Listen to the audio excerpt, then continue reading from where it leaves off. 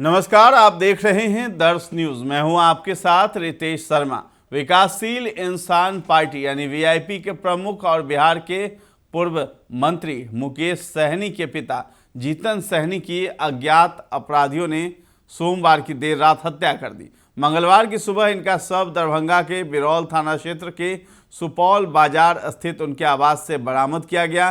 घटना की सूचना मिलते ही मुकेश सहनी मुंबई से दरभंगा भी पहुंचे। देर शाम जीतन सहनी का अंतिम संस्कार कर दिया गया है। जानकारी के अनुसार जीतन सहनी का अंतिम संस्कार उनके आवासीय परिसर में ही किया गया है। साल 2011 में मुकेश सहनी की मां का भी अंतिम संस्कार इसी आवासीय परिसर में किया गया था। मुकेश सहनी ने अपनी मां के समाधि के ठीक बगल में ही पिता का भी अंतिम संस्कार किया है। तो ये सवाल उठने लगा है कि आखिर अंतिम संस्कार जो है वो मुकेश सहनी ने अपने पिता का घर में ही क्यों किया है। तो दरअसल मिथिलांचल में ऐसी मान्यता रही है कि नदी किनारे बने शमशान घाट में दाह संस्कार के अलावा समाज के प्रभावशाली लोगों का अंतिम संस्कार उनकी अपनी निजी जमीन पर भी किया जाता रहा है। बाद में समाधि स्थल का निर्माण परिजनों के द्वारा करवाया जाता है। यह परंपरा दरभंगा राजघराने में भी चलती रही थी। दरभंगा का प्रसिद्ध श्यामा माई का मंदिर महाराजा रामेश्वर सिंह की चिता पर ही बना हुआ है। तो आपको बता दें कि मुकेश सहनी के पिता जीतन सहनी की हत्या में 4 लोगों की गिरफ्तारी हुई है और मामले का उद्भेदन जो है पुलिस ने कर दिया है, यानी खुलासा हो चुका है और इन्हीं 4 लोगों ने मिलकर के जीतन सहनी की हत्या की थी।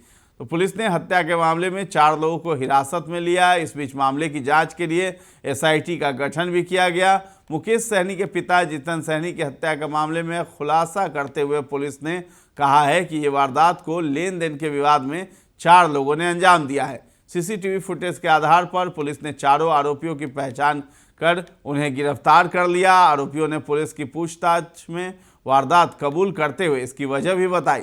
अब पुलिस मामले को सभी कड़ियों को जोड़ने की कोशिश में जुटी है। तो आरोपियों से पूछताछ के बाद पुलिस ने भी प्रेस कॉन्फ्रेंस किया।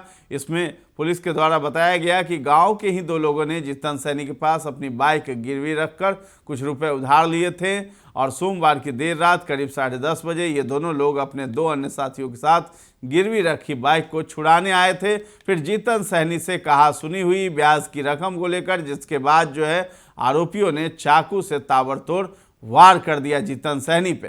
तो इन चारों आरोपियों ने फल काटने वाले चाकू लेकर आए थे और लगातार जो है वार करते रहे और जिसने बाइक रखी थी गिरवी जीतन सहनी के पास उसी ने सबसे पहले चाकू मारा और पेट पर वार किया और पेट में चाकू घुसाकर ऊपर सीने तक खींच दिया, जिससे जीतन सहनी की अंतड़ियां जो है वो बाहर आ गई।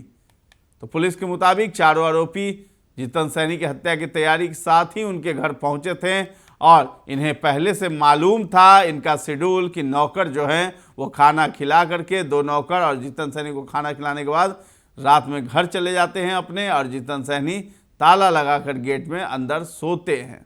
तो इसी वक्त जो है आरोपियों ने सही समझा और जीतन सहनी के पास गए अपनी बाइक छुड़वाने के लिए। और आपको बता दें कि कुछ दिनों पहले जीतन सहनी की बाइक गिरवी रखने वाले शख्स से कहासुनी भी हुई थी, जिसको लेकर उसने देख लेने की धमकी भी दी थी।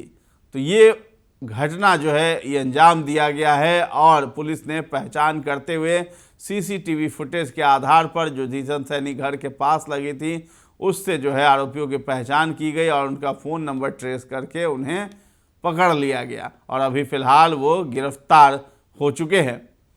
तो इस पूरे मामले को लेकर के जो है अब वार पलटवार का भी दौर चलने लगा है और बिहार में जो है नेता प्रतिपक्ष है तेजस्वी यादव, उन्होंने भी हमला बोला है। यानी मुकेश सहनी के पिताजी की अपराधियों द्वारा निर्मम हत्या की दुखद खबर सुन स्तब्ध एवं मर्माहत हुआ, ऐसा तेजस्वी यादव ने कहा है। उन्होंने एक्स पर लिखा भी है कि प्रदेश में आतंक का राज स्थापित हो चुका है। निरंतर कह रहा हूं कि बिहार की डबल इंजन की सरकार में संत संपोषित, सत्ता संरक्षित और सत्ता प्रायोजित सरकारी अपराधियों का मनोबल इतना बढ़ चुका है कि वो जब चाहें, जहां चाहें, जैसे चाहें, कैसे भी किसी की भी हत्या कर सकते हैं।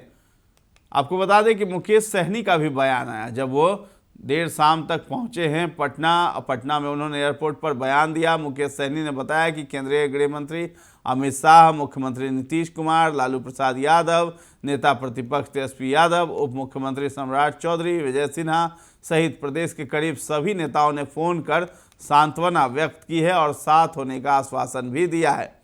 सैनी ने कहा है कि मुख्यमंत्री जी ने आश्वस्त किया है कि जो भी दोषी है वो बख्शा नहीं जाएगा। उन्होंने कहा कि मेरा उनसे आग्रह है कि इस मामले में वे स्वयं संज्ञान ले और दोषियों को कठोर सजा दी जाए।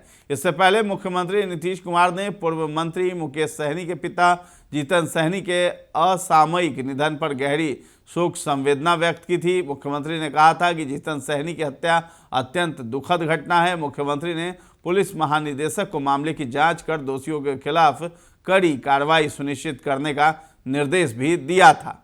तो फिलहाल जो है ये चारों आरोपी पकड़े जा चुके हैं सीसीटीवी फुटेज के आधार पर, और हम बता रहे थे कि आखिर ये अंतिम संस्कार जो है जीतन सहनी का मुकेश सहनी ने अपने पैतृक आवास में ही क्यों करवाया है। तो इसका भी रीज़न है, मिथिलांचल में ये परंपरा चली आ रही है जिसको उन्होंने पालन किया है, और माँ का जहाँ अंतिम संस्कार किया गया उसी घर में उसी जगह पे ठीक उनके बगल में अपने पिता का भी अंतिम संस्कार मुकेश सहनी ने करवाया है। तो फिलहाल इस खबर में इतना ही है। दर्श न्यूज़ के साथ बने रहें, और अभी तक हमारे चैनल को आपने सब्सक्राइब नहीं किया है तो ज़रूर कर लें। धन्यवाद।